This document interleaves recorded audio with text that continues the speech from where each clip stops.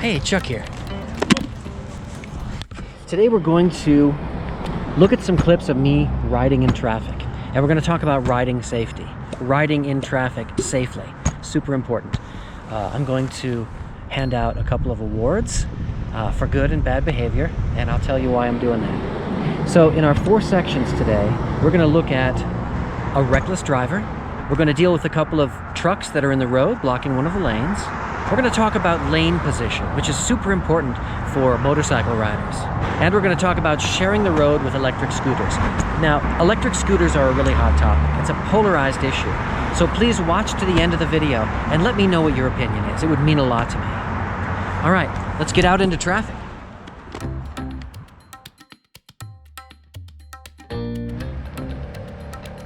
So we start with me riding through town, approaching an intersection.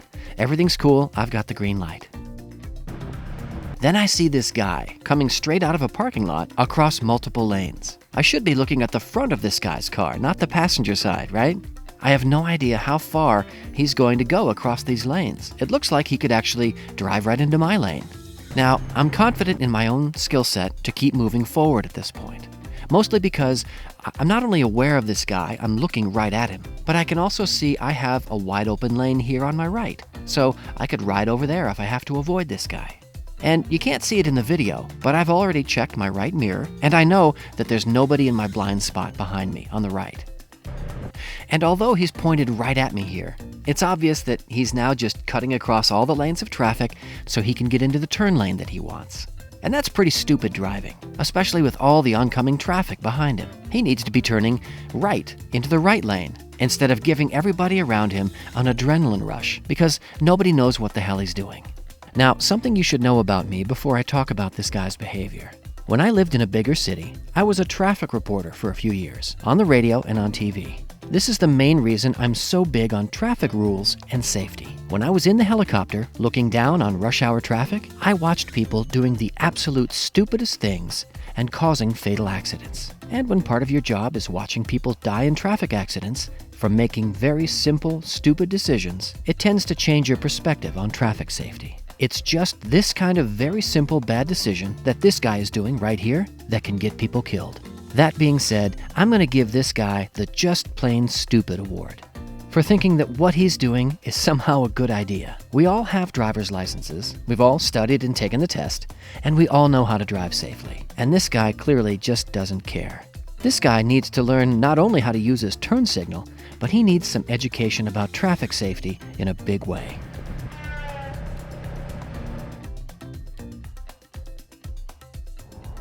So I'm turning left here, out of a store parking lot, and I see these 2 trucks parked in the center turn lane.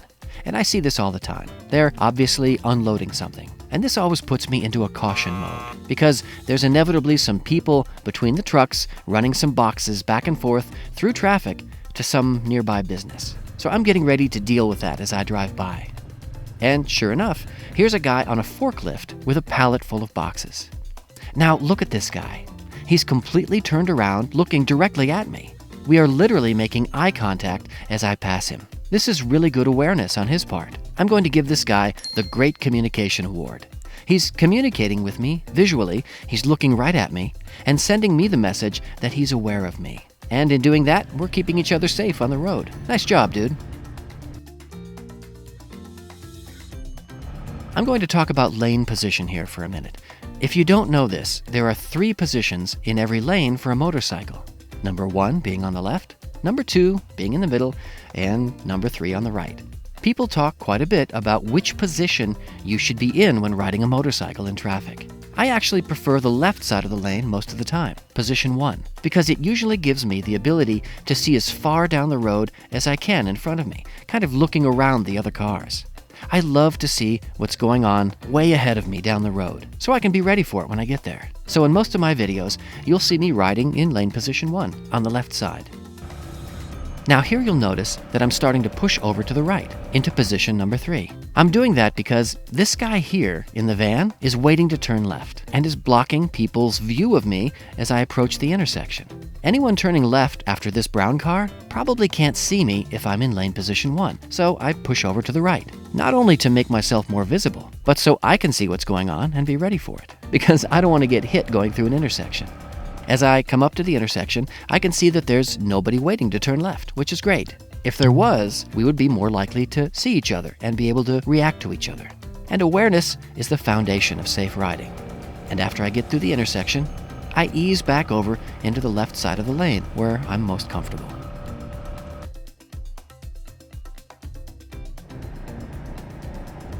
So here, I'm riding down a highway that runs through my town, and on the right side of the road, we have a bicycle lane.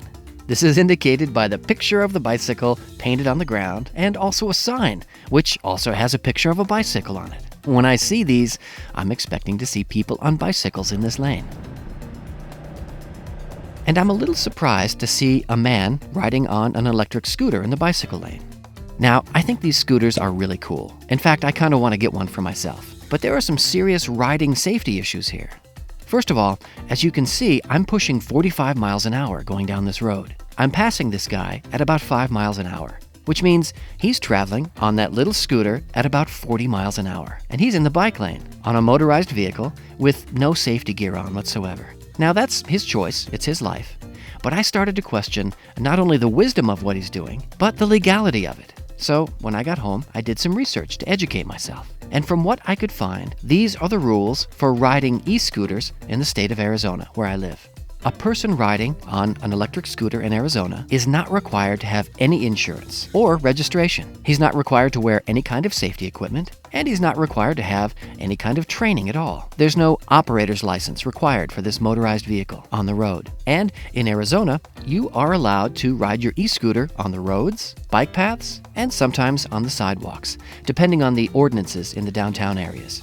Now, I'm not anxious for the government to get involved with regulating every little electric toy we buy ourselves to play around on. I mean, I'm a biker, I'm all about freedom. But apparently, anyone can buy one of these things and literally ride it down the highway through my town with no training or existing skill set whatsoever. And I now have to be aware of this guy and interact with him on the road. He's right next to me.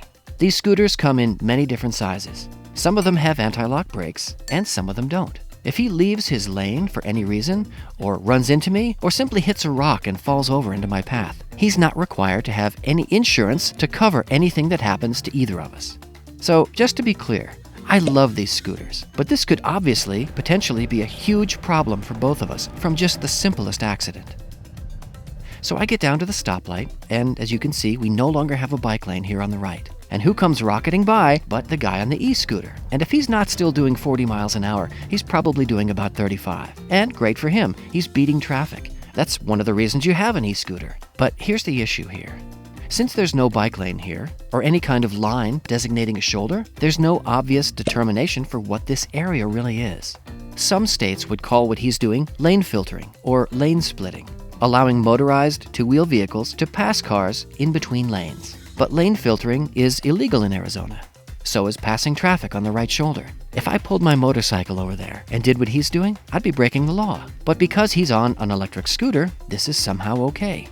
The laws may be different where you live, but I'd like to know what you think. Leave me some comments below about electric scooters being on these higher speed roads through town and clearly starting to integrate with traffic.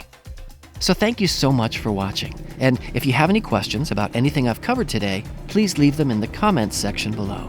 Thanks so much for watching, and I'll see you in the next video.